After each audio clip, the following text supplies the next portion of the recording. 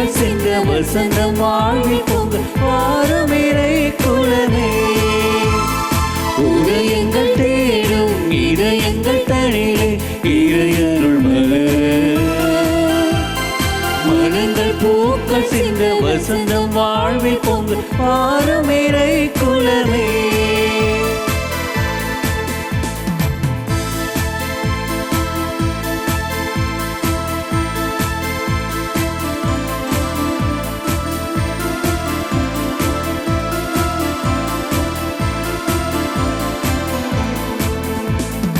இரவினில் தவித்திட்ட வேளையிலே முழு நிலவாய் நிலமதில் நடந்தவனே. இரகளில் துடித்திட்ட பொழுதினிலே எங்கள் இதயத்தில் மலர்ந்திடும் சுடரொளியே. பாவம் நம்மிலே மறையாதோ, தேவன் பாதம் நம்மிலே பதியாதோ. பாவம் நம்மிலே மறையாதோ, தேவன் பாதம் நம்மிலே பதியாதோ. சோகங்கள் மறைந்திட அருள் புரிவார். உதயங்கள் தேடும் இதயங்கள் தனிலே இறையருள் மலர். மனங்கள் பூக்கள் சிந்த வசந்தம் வாழ்வில் பொங்க வாரும் இறை குலமே.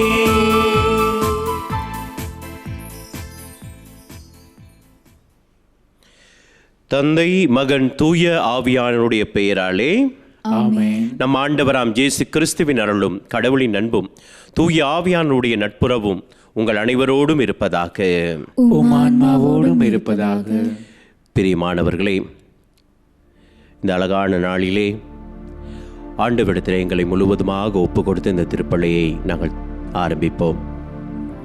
விசேஷவிதமாக இந்த திருப்பலியுள்ளாக சங்கமிக்கின்ற உங்களுடைய வாழ்க்கையிலே உடைக்கப்பட்ட தன்மை, நொறுக்கப்பட்ட தன்மை, வாழ்க்கையில் பொருளிழந்து நான் ஒரு அனாதையாகப்பட்டேன் என்ற உணர்வோடு நீங்கள் இருக்கின்றீர்களா?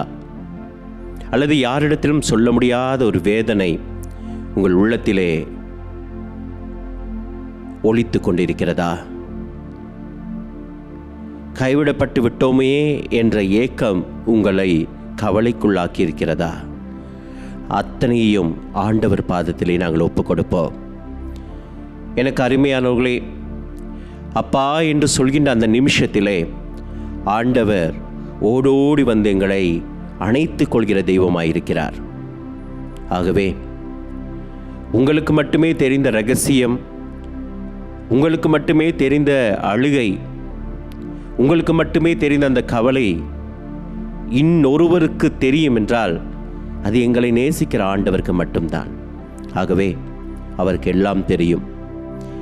எபேசியர் 3:20 நாங்கள் வாசிக்கிற பொழுது அவர் சொல்வார், நீங்கள் நினைப்பதற்கும் கேட்பதற்கும் மேலாக நான் உங்களை ஆசீர்வதிக்கிறேன் என்று சொல்லி, அந்த தெய்வத்திடத்திலே எங்களை, எங்கள் குடும்பத்தை, யாருக்கெல்லாம் இந்த திருப்பலியிலே நாங்கள் ஒப்புக் கொடுக்க விரும்புகிறோமோ அத்தனை நபர்களையும் நினைத்து கொண்டு இந்த திருப்பலி ஊடாக அவர்களை ஒப்புக் கொடுத்து நாங்கள் ஜெபிப்போம். இந்த திருப்பலியை தகுந்த விதத்தில் ஒப்புக் கொடுத்து ஆண்டவருடைய ஆசிரை குறைவின்றி பெற்றுக்கொள்ள எங்கள் குறை குற்றங்கள் பாவங்களை நினைத்து மனம் வருந்தி மன்னிப்பு கேட்டு நிற்போம். எல்லாம் வல்ல இறைவனிடமும் சகோதர சகோதரிகளே, உங்களிடமும் நான் பாவி என ஏற்றுக்கொள்கின்றேன். ஏனெனில் என் சிந்தனையாலும் சொல்லாலும் செயலாலும் கடமையில் தவறியதாலும் பாவங்கள் பல செய்தேன். என் பாவமே, என் பாவமே, என் பெரும் பாவமே. ஆகையால் எப்பொழுதும் கன்னியான புனித மரியாவையும் வானதூதர் புனிதர் அனைவரையும், சகோதர சகோதரிகளே உங்களையும் நம் இறைவனாகிய ஆண்டவரிடம் எனக்காக வேண்டிக் கொள்ள மன்றாடுகின்றேன். எல்லாம் உள்ள இறைவன் நம் மீது இரக்கம் வைத்து நம் பாவங்களை மன்னித்து நம்மை நிலை வாழ்வுக்கு அழைத்துச் செல்வாராக. ஆமென். ஆண்டவரே இரக்கமாயிரும். ஆண்டவரே இரக்கமாயிரும். கிறிஸ்துவே இரக்கமாயிரும். கிறிஸ்துவே இரக்கமாயிரும். ஆண்டவரே இரக்கமாயிரும். ஆண்டவரே இரக்கமாயிரும். மன்றாடுவோமாக.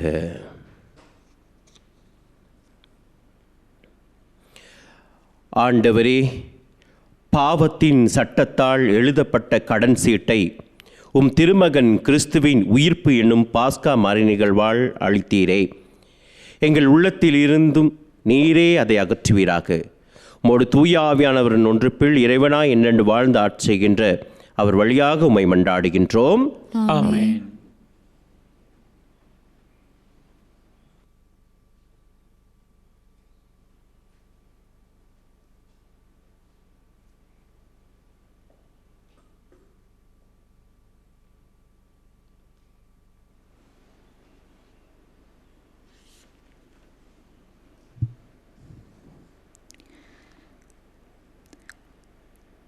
திருச்சபை வளர்ச்சியுற்று தூய ஆவியாரின் துணையால் பெருகி வந்தது.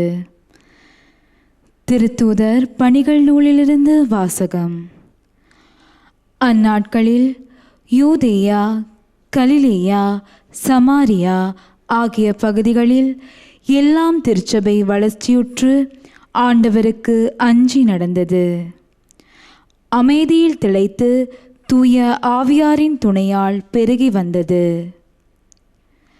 பேதுரு எல்லா இடங்களுக்கும் சென்று வந்தார். ஒரு நாள் லித்தாவில் வாழ்ந்த இறை மக்களிடம் வந்து சேர்ந்தார். அங்கே அவர் 8 ஆண்டுகள் முடக்குவாதத்தால் படுக்கையில் கிடந்த ஐனேயா எனும் பேருடைய ஒருவரை கண்டார். அவரிடம், ஐனேயா, இயேசு கிறிஸ்து உம் பிணியை போக்குகின்றார். எழுந்து உம் படுக்கையை நீரே சரிப்படுத்தும் என்று பேதுரு கூறினார். உடனே அவர் எழுந்தார். லித்தாவிலும் சாரோனிலும் வாழ்ந்து வந்தவர்கள் அனைவரும் அதை கண்டு ஆண்டவரிடம் திரும்பினார்கள். யோப்பா நகரில் தபித்தா எனும் பேருடைய பெண் சீடரொருவர் இருந்தார். அவர் தொட்கா என்றும் அழைக்கப்பட்டார். நன்மை செய்வதிலும் இரக்க செயல்கள் புரிவதிலும் அவர் முற்றிலும் ஈடுபட்டிருந்தார். உடல்நலம் குன்றி ஒரு நாள் அவர் இறந்துவிட்டார். அங்கிருந்தோர் அவரது உடலை குளிப்பாட்டி மேல் மாடியில் கிடத்தியிருந்தனர். யோப்பாவிற்கு அருகிலுள்ள லித்தாவுக்கு பேதுரு வந்திருந்திருப்பதை சீடர்கள் கேள்விப்பட்டு இருவரை அவரிடம் அனுப்பி, எங்களிடம் உடனே வாருங்கள் என்று கெஞ்சி கேட்டார்கள். பேதுரு புறப்பட்டு அவர்களோடு வந்தார். வந்ததும் அவர்கள் அவரை மேல் மாடிக்கு அழைத்து சென்றார்கள்.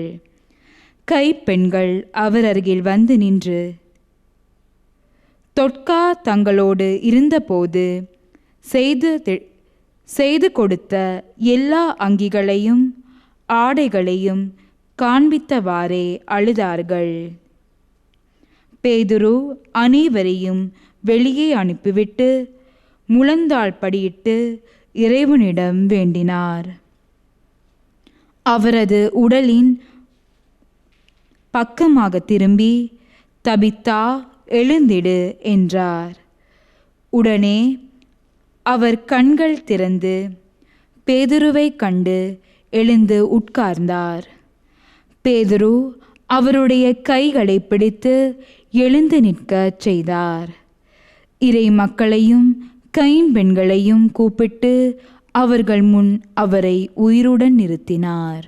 இது யோப்பா நகர் முழுவதும் தெரிய வரவே ஆண்டவர் மீது பலர் நம்பிக்கை கொண்டனர். இது ஆண்டவர் வழங்கும் அருள்வாக்கு. இறைவனுக்கு நன்றி. பதிலுரை பாடல். ஆண்டவர் செய்த நன்மைகளுக்காக என்ன கைமாறு செய்வேன். ஆண்டவர் செய்த நன்மைகளுக்காக என்ன கைமாறு செய்வேன்.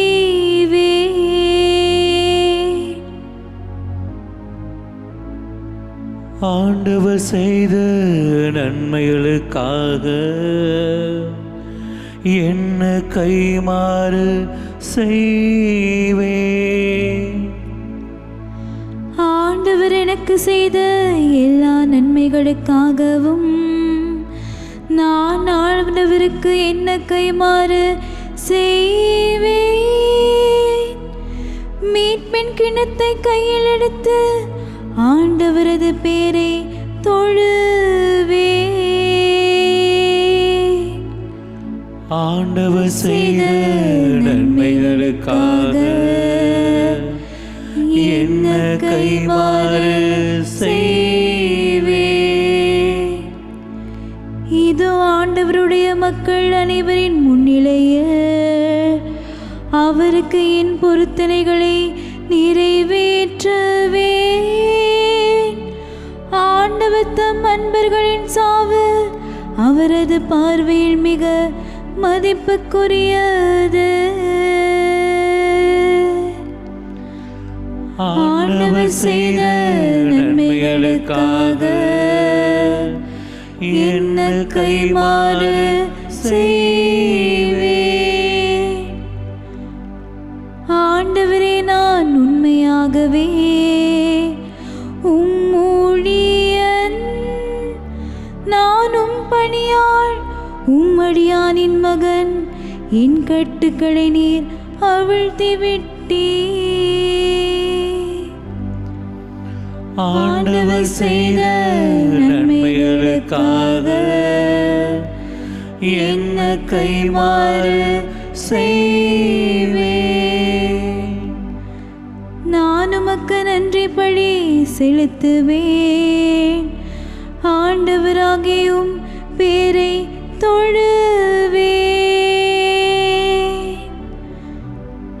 ஆண்டவர் செய்த நன்மைகளுக்காக என்ன கைமாறு செய்வே.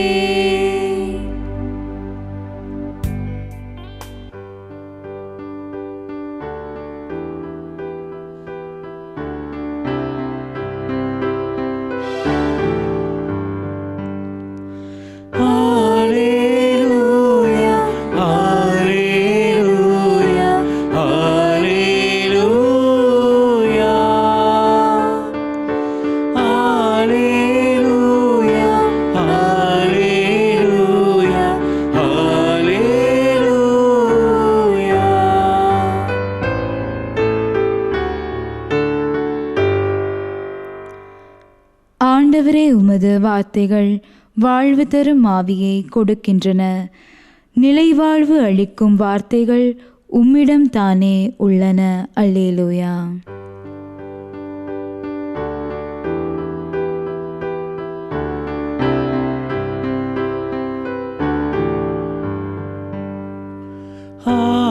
ஹல்லேலூயா, ஹல்லேலூயா, ஹல்லேலூயா,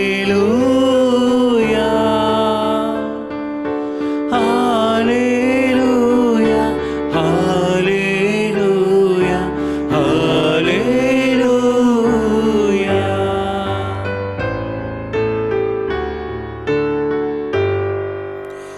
ஆண்டவர் உங்களோடு இருப்பாராக. உம் ஆன்மாவோடும் இருப்பாராக. புனித யோவான் எழுதிய பரிசுத்த நற்செய்தியிலிருந்து வாசகம். ஆண்டவரே, மாட்சி உமக்கே. அக்காலத்தில் இயேசு நிலைவாழ்வு அளிக்கும் உணவு பற்றி கற்பித்துக் கொண்டிருந்த பொழுது சீடர் பலர் இதை கேட்டு, இதை ஏற்றுக்கொள்வது மிக கடினம், இப்பேச்சை இன்னும் கேட்டுக்கொண்டிருக்க முடியுமா என்று பேசிக்கொண்டனர். இதை பற்றி தம் சீடர் முணுமுணுப்பதை இயேசு உணர்ந்து அவர்களிடம், நீங்கள் நம்புவதற்கு இது தடையாய் இருக்கிறதா? அப்படியானால் மாண்ட மகன் தாம் முன்பு இருந்த இடத்திற்கு ஏறிச் செல்வதை நீங்கள் கண்டால் அது உங்களுக்கு எப்படி இருக்கும்? வாழ்வு தருவது தூய ஆவியே. ஊன் இயல்பு ஒன்றுக்கும் உதவாது. நான் கூறிய வார்த்தைகள் வாழ்வு தரும் ஆவியை கொடுக்கின்றன. அப்படியிருந்தும் உங்களுள் சிலர் என்னை நம்பவில்லை என்றார். நம்பாதோர் யார் யார் என்பதும் தம்மை காட்டிக் கொடுக்க இருப்பவன் யார் என்பதும் இயேசுவுக்கு தொடக்கத்திலிருந்தே தெரிந்திருந்தது. மேலும் அவர், இதன் காரணமாகத்தான் என் தந்தை அருள் கூர்ந்தாலன்றி யாரும் என்னிடம் வர இயலாது என்று உங்களுக்கு கூறினேன் என்றார். அன்றே இயேசுவின் சீடருள் பலர் அவரை விட்டு விலகினர். அன்று முதல் அவர்கள் அவரோடு சேர்ந்து செல்லவில்லை. இயேசு 12 சீடரிடம், நீங்களும் போய்விட நினைக்கின்றீர்களா என்று கேட்டார். சீமோன் பேதுரு மறுமொழியாக, ஆண்டவரே, நாங்கள் யாரிடம் போவோம்? நிலைவாழ்வு அளிக்கும் வார்த்தைகள் உம்மிடம்தானே உள்ளன. நீரே கடவுளுக்கு அர்ப்பணமானவர் என்பதை நாங்கள் அறிந்து கொண்டோம், அதை நம்புகின்றோம் என்றார். இது கிறிஸ்து வழங்கும் வாழ்வு தரும் நற்செய்தி. கிறிஸ்துவே உமக்கு புகழ். கிறிஸ்துவுக்குள் பிரியமானவர்களே, உங்களில் நிறைய பேருக்கு அன்னப்பறவை என்று சொல்லி ஒரு பறவை பற்றி நீங்கள் கேள்விப்பட்டிருப்பீங்க. நாங்கள் சின்ன காலத்தில் இந்த அன்னப்பறவை பற்றி படிக்கிற பொழுது ஒரு முறை எங்களுடைய வகுப்பிலே இந்த அன்னப்பறவை பற்றி சொன்னாங்க. எப்படின்னு கேட்டால், அன்னப்பறவையானது தண்ணீரையும் நீரையும் ஒன்றாக வைத்தால் அது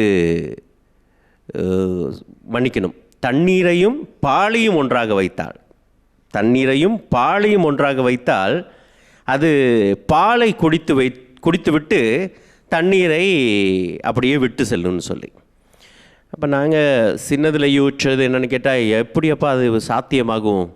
அது எப்படி அந்த 5 அறிவு உள்ள அந்த பறவைக்கு எப்படி தெரியும் அந்த தண்ணீரை வச்சுட்டு பாலை தான் குடிக்கணும் அப்படின்னு சொல்லி எப்படி தெரியுங்கிற ஒரு கேள்வி நெடுங்காலமாக இருந்தது. இந்த சம்பவம் நடந்து கொண்டு இருக்கும் பொழுது எனக்கு அருமையானவர்களே, இன்னொரு விஷயத்தை நான் எங்கள் வீட்டில் பார்த்தேன். அப்படின்னா, எங்களுக்கு நிறைய பால் கிடைக்கும். அதனால் அம்மா என்ன செய்வான்னு கேட்டால், நைட்டில் இந்த பாலை ஒரு பாத்திரத்தில் வச்சு அந்த பால் மேலே ஏதாவது ஒரு காரத்தை அல்லது புளியை அந்த மேலால் விட்டு மூடி வச்சுருவாங்க. காலையில் என்ன நடந்திருக்குன்னு கேட்டால், அந்த பால் எல்லாம் அடிக்கு சென்று நீர் மட்டும் மேலாவில் இருக்கும். நீரை வீசிவிட்டு அந்த பாலை கொண்டு தயிரோ மோரோ வெண்ணெயோ கடைந்து எடுப்பதை நான் பார்த்துருக்கிறேன். இப்போ இந்த 2 சம்பவங்களுக்கு பிற்பாடு ஒரு முறை ஒருவர் கற்றுக் கொடுத்து கொண்டிருக்கும் பொழுதுதான் ஒரு விஷயத்தை சொன்னார். என்னன்னு கேட்டால், அன்னப்பறவை அதனுடைய அந்த சொண்டிலே ஒரு அமிலத்தை வைத்திருக்கிறது, காரத்தை வைத்திருக்கிறது. பாலையும் இந்த தண்ணீரும் ஒன்றாக வைத்த உடனே நம்ம மாதிரி அது அப்படியே புழக்குன்னு முழுங்கிறாது. என்கிட்ட அது முதல்ல என்ன செய்யணும்னு கேட்டால், தன் சொண்டில் இருக்கிற அந்த அமிலத்தை காரத்தை முதலிலே அதற்குள் செலுத்தும். இப்போ என்னுடைய அம்மா போடுற அந்த அமிலம், அந்த காரம் விடியும் வரை இருந்தால்தான் பாலை கீழே தள்ளி மேலே கொண்டு வரும் தண்ணீரை. ஆனால் இந்த அன்னப்பறவையின் சொண்டில் உள்ள அந்த காரம் உடனடியாக என்ன செய்யணும் கேட்டால், பாலை கட்டியாக்கிவிடும். இப்போ என்ன நடக்கும்? அந்த அன்னப்பறவை அந்த பாலை கடித்து சாப்பிட்டு விட்டு போய்விடும். இதுதான் நடக்கிற உண்மை. எனக்கு அருமையானவர்களே, இன்றைய நாள் நற்செய்தியிலே ஆண்டவர் சொல்கிறார் என்னன்னு கேட்டால், வாழ்வு தருவது தூய ஆவியானவர், ஊன இயல்பு ஒன்றுக்கும் உதவாது. யாரெல்லாம் வாழ்வு தருகிற தூய ஆவியை பற்றி கொள்கிறோமோ அவர்கள் மாத்திரம்தான் வாழ்வு பெற முடியும். அவர்கள் மாத்திரம்தான் தந்தையிடம் வர முடியும். ஏனென்றால் இங்கே அழகாக சொல்கிறது, அவர் ஈர்ந்தால் ஒழிய யாரும் அவரிடம் வர முடியாது. அவர் ஈர்ந்து கொள்வதற்கு ஏற்ற வகையிலே எங்கள் வாழ்க்கையிலே ஆவியானவர் இருக்க வேண்டும். எனக்கு அருமையானவர்களே, அப்ப இந்த இயேசு நிலைவாழ்வை பற்றி சொல்கின்ற பொழுது சிலருக்கு ஏற்றுக்கொள்ள முடியல இந்த நிலைவாழ்வை பற்றி. ஏனென்றால் உலகம் தருகிறது ஒரு வாழ்க்கை, நிலைவாழ்வு என்பது அதற்கு மாறுபட்டது. உலகத்திலே வருகிற ஆசைகளுக்கு, உலகத்தில் வருகிற பணத்திற்கு, உலகத்தில் வருகிற செல்வங்களுக்கு எல்லாம் அடிமைப்பட்டால் தான் நீ சந்தோஷமாக இருக்க முடியும். அதுதானே சொல்கிறது. எவ்வளவுக்கு எவ்வளோ நீ பணம் சேர்க்கிறியோ அவ்வளோக்கு அவ்வளோ சந்தோஷமாக இருக்கலாம். இல்லையா? எவ்வளோக்கு எவ்வளோ மற்றவர்களை ஏமாற்றுகிறீரோ அவ்வளோக்கு அவ்வளோ சந்தோஷமாக இருக்கலாம். எல்லா இடத்திலும் அதனால தானே பிரச்சனை எழுப்புகின்றது. மற்றவர்களை ஏமாற்றி, மற்றவர்களுக்கு காயப்படுத்தி, மற்றவர்களுக்கு குற்றம் சுமத்தி, இப்படியாக மகிழ்ச்சி அடைகின்ற உலகத்திலே நானும் நீங்கள் வாழ்ந்து கொண்டிருக்கின்றோம் எனக்கு அருமையானவர்களே. அப்படி என்றால் இதுதான் மகிழ்ச்சி, இதுதான் விஷயம், இதன்படி தான் வாழ வேண்டும் என்று உலகம் கற்பிக்கிறது. ஆனால் இங்கே நிலைவாழ்வு தருகிற வாழ்க்கையை பற்றி ஆண்டவர் வேறு விதமாக கற்பிக்கிறார். எப்படி?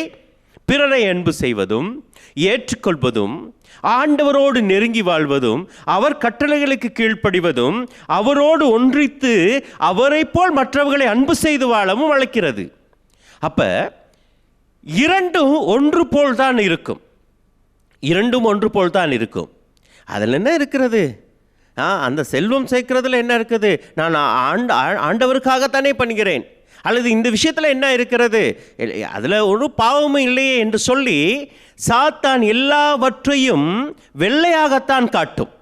எல்லாவற்றையும் வெள்ளையாகத்தான் காட்டும். அப்போ எங்களுக்கு இருக்க வேண்டிய அறிவு என்னவென்றால், அந்த அன்னப்பறவைக்கு இருக்கக்கூடிய அறிவு முதல்ல அது வெள்ளையாக இருந்தாலும் ஆவியானவரை நாங்கள் அப்ளை பண்ணி பார்க்க வேண்டும். ஆவியானவரை அதற்குள் செலுத்தி பார்க்க வேண்டும். இது பாலா தண்ணீரா என்று. அப்பொழுதுதான் இது நிலைவாழ்வுக்குரியதென்றால் நாங்கள் கொள்ளவும், இது நிலைவாழ்வுக்கு எங்களை அழைத்து செல்லாதென்றால் உடனே அதை விட்டு விலகவும் எங்களுக்கு அந்த வரம் எங்களுக்கு கிடைக்கும் அருமையானவர்களே. ஆகவே முதல்ல ஜேசு சொல்கின்ற இந்த வார்த்தையை கேட்டு அவர்களால் ஏற்றுக்கொள்ள முடியலை. உண்மைதான், ஏற்றுக்கொள்ள கஷ்டம். அதனால தானே திருச்சபை விட்டு நிறைய பேர் பிரிஞ்சு போகிறாங்க. அதனால தானே நிறைய பேர் கோயிலுக்கு வரமாட்டாங்க, திருப்பலியிலே கலந்து கொள்வதில்லை, ஆண்டவரை தேடுவதில்லை. ஏனென்றால் கஷ்டம், இது கஷ்டம். ஏனென்றால் உலகம் தருகிற இன்பம் ஒன்று, ஆண்டவர் தருகிற நிலைவாழ்வு வேறொன்று. இரண்டும் சமமானதல்ல, இரண்டும் முரண்பட்டது பிரியமான பிள்ளைகளே, இரண்டும் முரண்பட்டது. ஆகவே முரணானதை ஏற்றுக்கொள்வதற்கு கஷ்டம் இந்த உலகத்திலே. யோசிச்சு பாருங்க, நம்ம செய்கிற நன்மைகளை எல்லாம் ஒருத்தர் சொல்லிக்கிட்டே போனால் சந்தோஷமாக இருக்கும், முகம் மலர்ச்சியோட அப்படியான்னு சொல்லி ஏற்றுக்கொள்வோம். ஆனால் எங்கள் குற்றங்களை சொல்லி காட்டினால், எங்களுடைய தவறை சொல்லி காட்டினால் நாங்கள் அந்த மனிதரை நேசிப்போமா? அந்த மனிதனோட உறவு கொள்வோமா? நல்லா யோசிச்சு பாருங்கள். எங்களோட இருக்கிற எங்களுடைய சொந்தங்களை யோசிச்சு பாருங்களேன். என் சொந்தக்காரவங்களில் யார் எங்களை ஒரு பாட்டிக்கு ஒரு விருந்து உபச்சாரத்துக்கு எங்களை யார் அழைப்பார்? நல்லா யோசிச்சு பாருங்கள். எங்களோடு நல்லா இருக்கிறவங்க மட்டும்தான் எங்களை விருந்துக்கு அழைப்பாங்க. எங்களோட கோபமாக இருக்கிறவங்க அழைப்பாங்களா? இல்லை.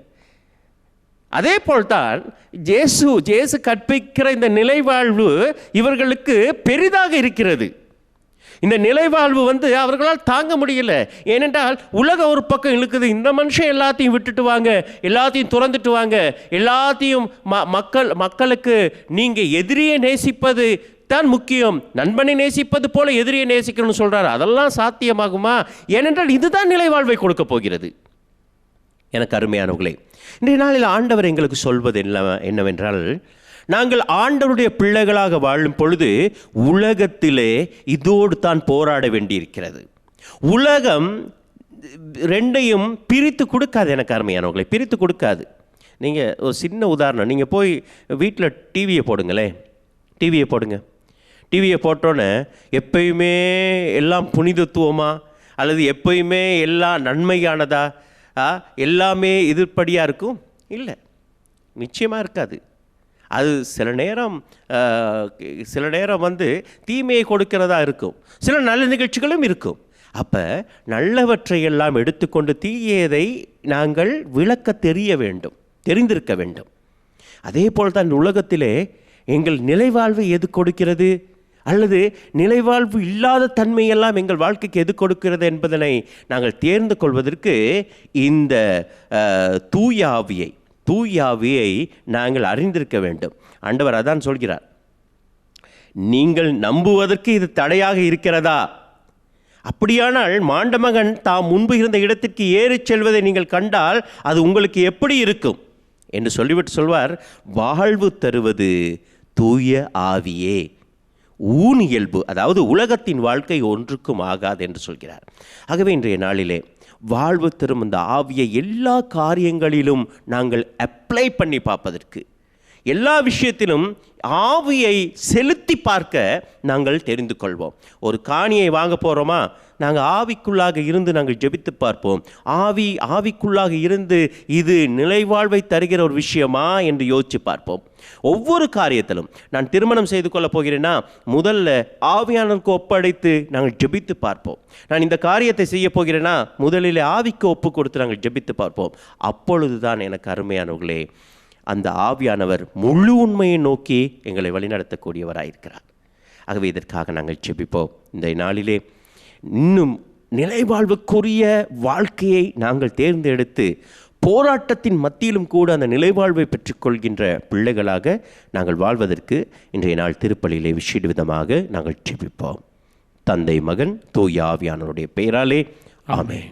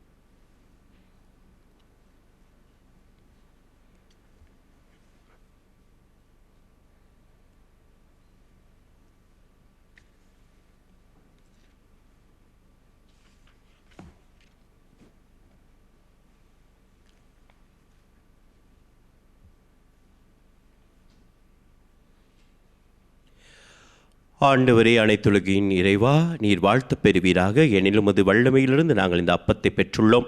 நிலத்தின் விளைவும் மனித உழைப்பின் பயனுமான இந்த அப்பத்தை உமக்கு ஒப்புக் கொடுக்கிறோம். இது எங்களுக்கு வாழ்வளிக்கும் அப்பமாக மாறும். இறைவன் என்றென்றும் வாழ்த்து பெறுவாராக.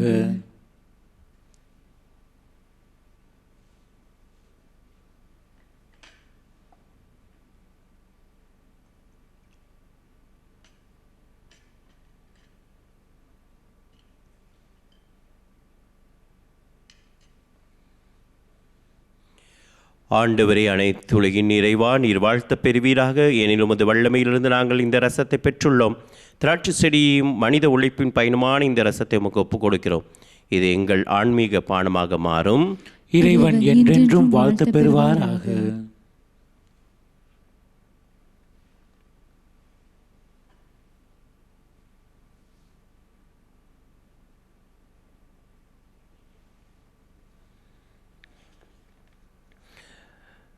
சகோதர சகோதரிகளே, என்னுடையதும் உங்களுடையதுமான இப்பலி எல்லாம் வல்ல இறைவனுக்கு ஏற்றதாக இருக்கும்படி மன்றாடுங்கள். ஆண்டவர் தமது பெயரின் புகழ்ச்சிக்காகவும் மாட்சிக்காகவும் நமது நன்மைக்காகவும் புனித திரு அவை அனைத்தின் நலன்களுக்காகவும் உமது கையிலிருந்து இப்பலியை ஏற்றுக்கொள்வாராக.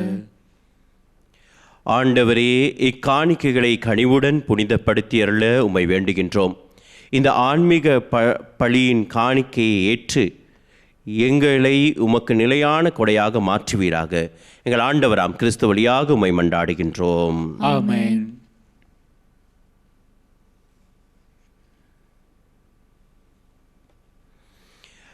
ஆண்டவர் உங்களோடு இருப்பாராக. உம் ஆன்மாவோடும் இருப்பாராக. இதை எங்களை மேலே எழுப்புங்கள். ஆண்டவரிடம் எழுப்பி நாம் இறைவனாகிய ஆண்டவருக்கு நன்றி கூறுவோம். அது தகுதியும் நீதியுமானதே. ஆண்டவரே, எக்காலத்தில் உம்மை புகழ்ந்துரைப்பதும் எல்லாவற்றுக்கும் மேலாக எங்கள் பாஸ்காவாகிய கிறிஸ்து பலியான இச்சிறப்பான காலத்தில் உம்மை இன்னும் மிகுதியாய் வாழ்த்தி போற்றுவதும் மெய்யாகவே தகுதி நீதியுமாகும். எங்கள் கடமையை மீட்புக்குரிய செயலுமாகும். ஏனெனில் பழையன அழிக்கப்பட்டு வீழ்ச்சியுற்ற படைப்பனைத்தும் புதுப்பிக்கப் பெறுகின்றது. எங்கள் வாழ்வு கிறிஸ்துவில் சீரமைக்கப்பட்டு நிறைவு பெறுகின்றது. ஆகவே பாஸ்கா மகிழ்ச்சி பொங்க அனைத்துலகின் மாந்தர் அனைவரும் அக்களிக்கின்றனர். அவ்வாறே ஆற்றல் மிக்கோரும் அதிகாரம் கொண்ட தூதர்களும் உமது மாட்சியை புகழ்ந்து பாடி முடிவின்றி சொல்வதாவது: தூயவர் தூயவர் தூயவர், வான்படைகளின் கடவுளாம் ஆண்டவர், விண்ணகமும் மன்னகமும் உமது மாட்சியால் நிறைந்துள்ளன. உன்னதங்களிலே ஓசானா. ஆண்டவர் பெயரால் வருகிறவர் ஆசி பெற்றவர். உன்னதங்களிலே ஓசானா. ஆண்டவரே, நீர் மெய்யாகவே தூயவர், தூய்மை அனைத்திற்கும் ஊற்று. ஆகவே உம்முடைய தூயாவியை பொழிந்தே காணிக்கைகளை தூய்மைப்படுத்த உம்மை வேண்டுகின்றோம். இவ்வாறு எங்கள் ஆண்டவர் இயேசு கிறிஸ்துவின் உடலும் இரத்தமுமாக எங்களுக்கு இவை மாறுவனவாக. அவர் பாடுபட உளம் கனிந்து தம்மை கையளித்த போது அப்பத்தை எடுத்து நன்றி செலுத்தி அதை பிட்டு தம் சீடருக்கு அளித்து அவர் கூறியதாவது: அனைவரும் இதிலிருந்து பெற்று உண்ணுங்கள், ஏனெனில் இது உங்களுக்காக கையளிக்கப்படும் என் உடல்.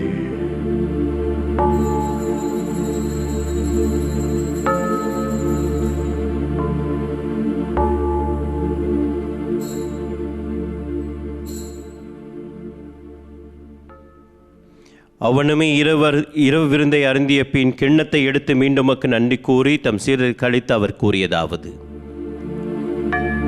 அனைவரும் இதிலிருந்து பெற்று பருகுங்கள், ஏனெனில் இது புதிய நிலையான உடன்படிக்கை கூறிய என் இரத்தத்தின் கிண்ணம். இது பாவ மன்னிப்புக்கென்று உங்களுக்காகவும் பலருக்காகவும் சிந்தப்படும். இதை என் நினைவாக செய்யுங்கள்.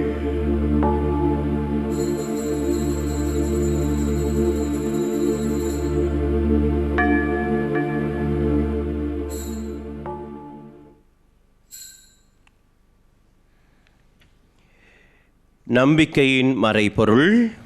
ஆண்டவரே, நீர் வரும் அளவும் உமது இறப்பினை அறிக்கையிடுகின்றோம், உமது உயிர்ப்பினையும் எடுத்துரைக்கின்றோம்.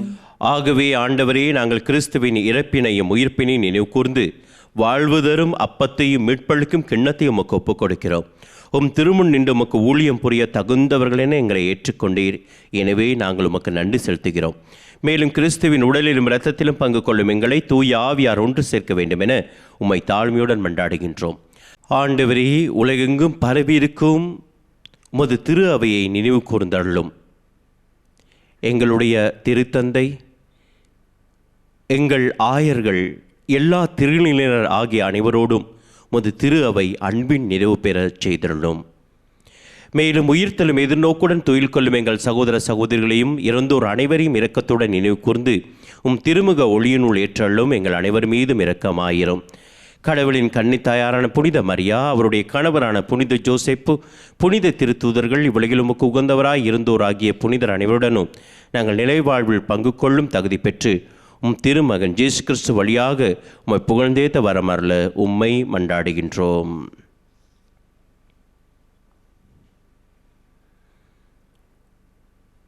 இவர் வழியாக இவரோடு இவரில் இல்லாமல்ல இறைவனாகிய தந்தையே, தூய ஆவியானவரின் ஒன்றுப்பில் எல்லா புகழும் மாட்சியும் என்றென்றும் உமக்கு உரியதே.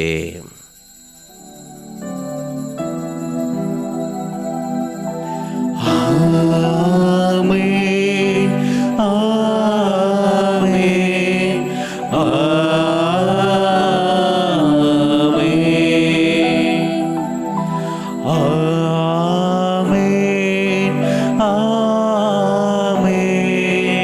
ஆமென்.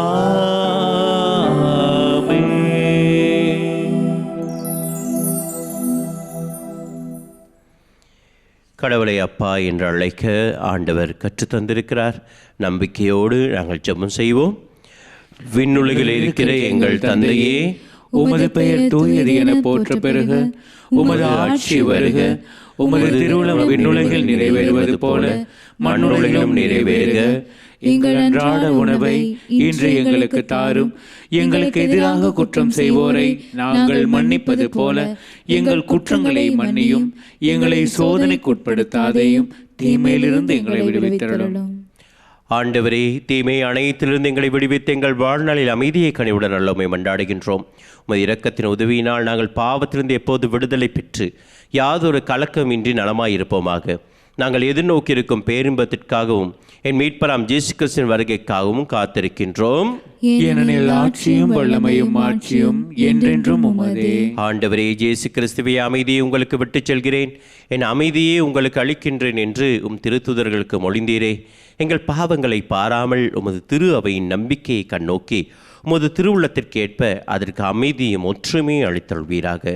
என்று வாழ்ந்து ஆட்சி செய்கின்றவர் நீரே. ஆமென். ஆண்டவருடைய அமைதி உங்களோடு என்றும் இருப்பதாக. உம் ஆன்மாவோடும் இருப்பதாக.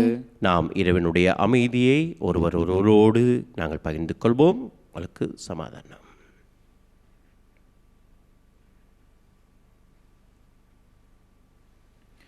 உலகின் பாவங்களை போக்கும் இறைவனின் செம்மறியே, எங்கள் மேல் இரக்கம் வையும். உலகின் பாவங்களை போக்கும் இறைவனின் செம்மறியே, எங்கள் மேல் இரக்கம் வையும். உலகின் பாவங்களை போக்கும் இறைவனின் செம்மறியே, எமக்கு அமைதி அருளும்.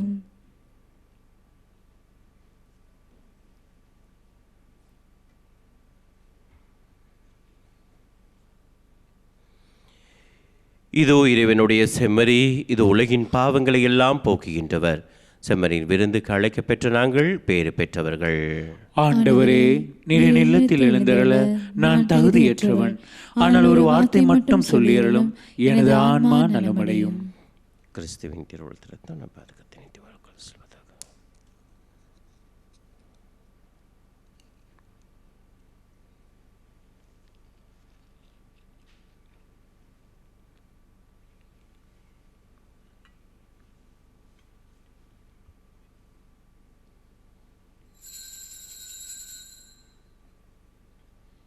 ஆன்மீக நற்கருணை சபம். நற்கருணையில் உயிருடனாக வீற்றிருக்கும் ஆண்டவராகிய இயேசுவே, இத்தருணத்தில் அருட்சாதன வடிவில் உம்மை பெற்றுக்கொள்ள இயலாததால் நான் உம்மை ஆன்மீக ரீதியில் பெற்றுக்கொள்ள மிகுந்த ஆசையாயிருக்கின்றேன். ஆண்டவராகிய இயேசுவே, என் உள்ளத்தில் எழுந்தருளி வாரும். ஆமேன்.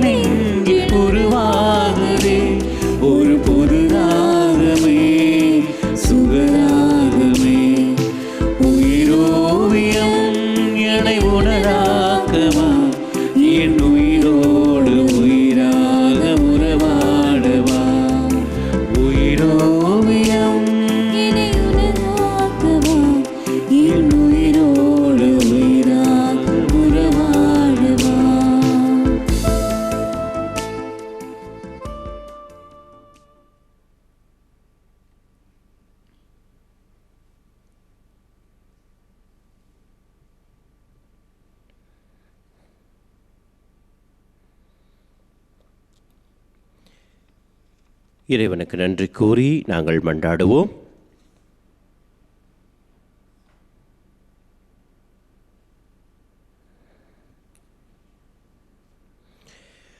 ஆண்டவரே, தூய மறை நிகழ்வுகளின் கொடைகளை பெற்றுக்கொண்ட நாங்கள் உம்மை பணிவுடன் வேண்டுகின்றோம். அதனால் தமது நினைவாக நாங்கள் செய்யுமாறு உம் திருமகன் கட்டளையிட்டவை எங்கள் அன்பின் வளர்ச்சிக்கு இட்டுச் செல்வதாக. எங்கள் ஆண்டவராம் கிறிஸ்து வழியாக உம்மை மன்றாடுகின்றோம். ஆமென். ஆண்டவர் உங்களோடு இருப்பாராக. உம் ஆன்மாவோடும் இருப்பாராக. எல்லாம் வல்ல இறைவன் தந்தை, மகன், தூய ஆவி உங்கள் ஒவ்வொருவரையும் ஆசீர்வதித்து பாதுகாத்து வழி நடத்துவதாக. ஆமென். இறைவனுக்கு சாட்சிகளாக சென்று வாழ்வோம். திருப்பலி நிறைவேறிற்று. ஹalleluya, ஹalleluya. இறைவனுக்கு நன்றி. ஹalleluya, ஹalleluya.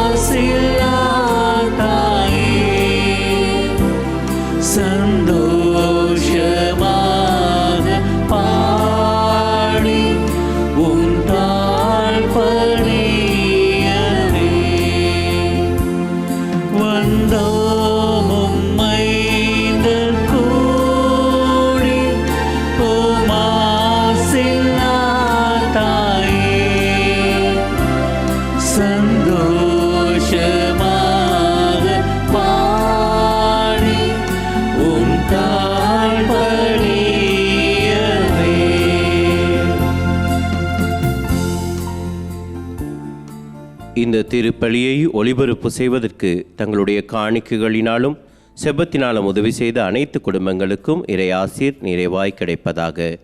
அத்தோடு வீடுகளிலிருந்து நேரடியாக இந்த திருப்பலியோடு இணைந்து கொண்ட உங்கள் ஒவ்வொரு குடும்பங்களையும் ஆண்டவர் தாமே நிறைவாய் ஆசீர்வதிப்பாராக.